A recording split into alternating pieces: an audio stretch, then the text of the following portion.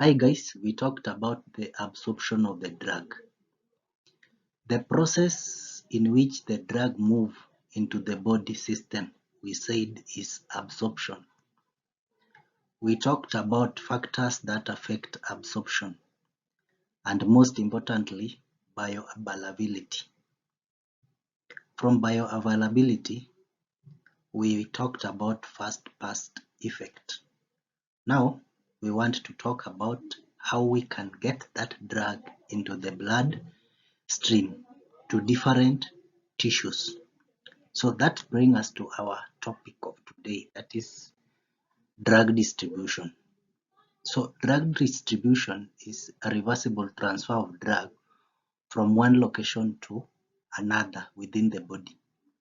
So once a drug enters into the system circulation by absorption or by direct administration, that one is in which we say the intravenous injection, it must be distributed into interstitial and intercellular fluids.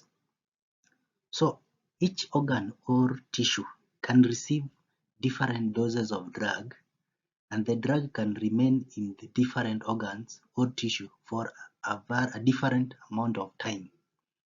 Okay, so there are very many factors. There are many factors that have influenced the distribution of drug into the tissues. The first one is blood flow. So in some organs get more blood flow while others get low blood flow. Organs like brain, we can say kidney, and even the liver have high blood flow. So theoretically, there will be more distribution of drug to those organs.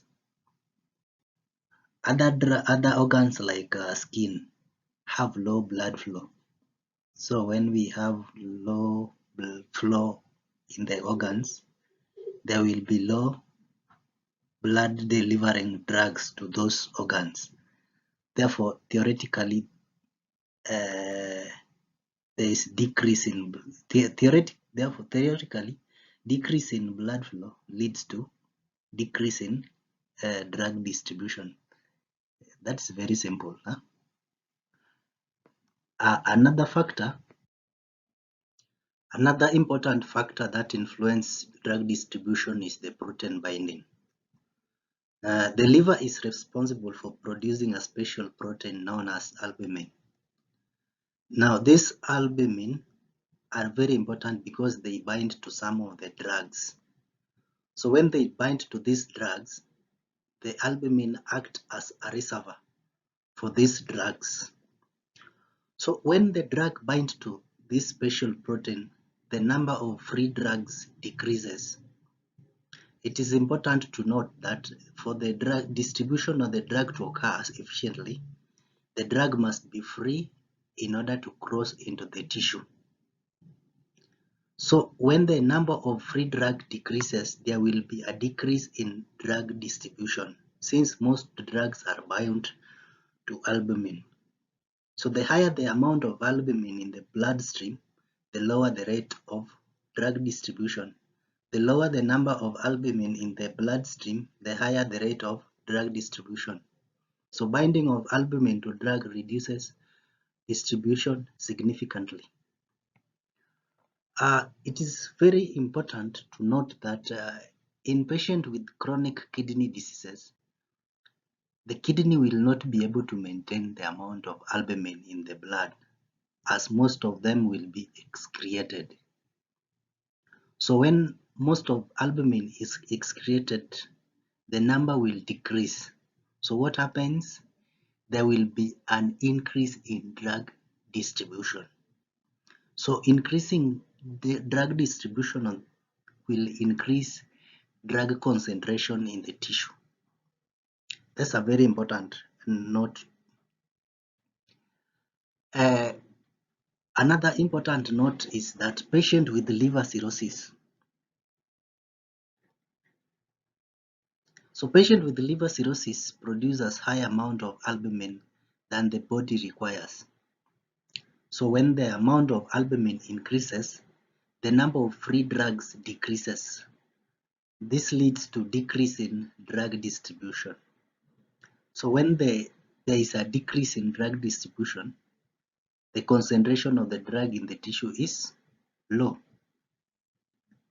So these two examples of conditions are very important, especially when giving a drug that is protein bound. Now, the other factor that plays a huge role in drug distribution is capillary permeability. Structures such as the liver, bone marrow, and the spleen have a special capillary known as sinusoidal capillary, which are extremely leaky. So these sinusoidal have a large pores at the junction, which allow penetration of substances into the tissue.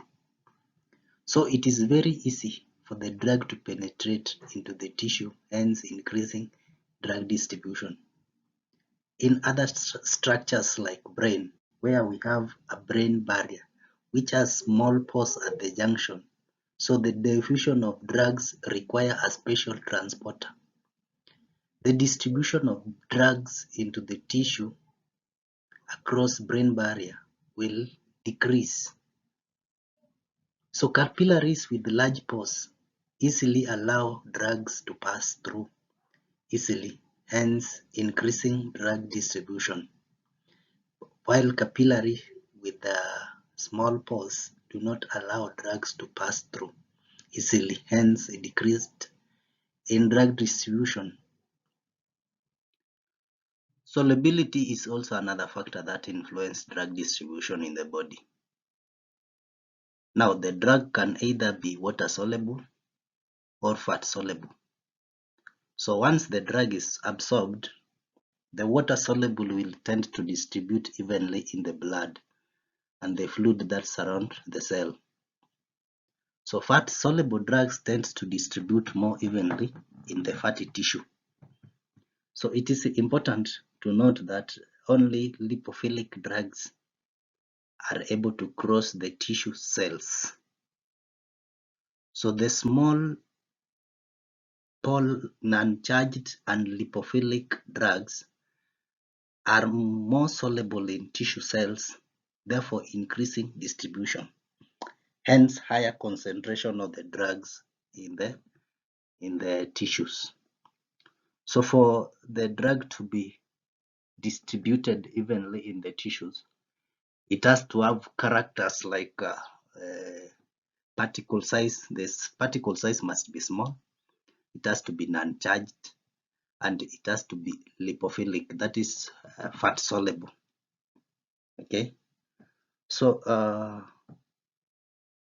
that marks the end of our session today. Kindly let's catch up on our next topic. Thank you for watching, and continue supporting our channel. For those who have subscribed, so for those who have not subscribed, kindly subscribe. Thank you, and thank you again.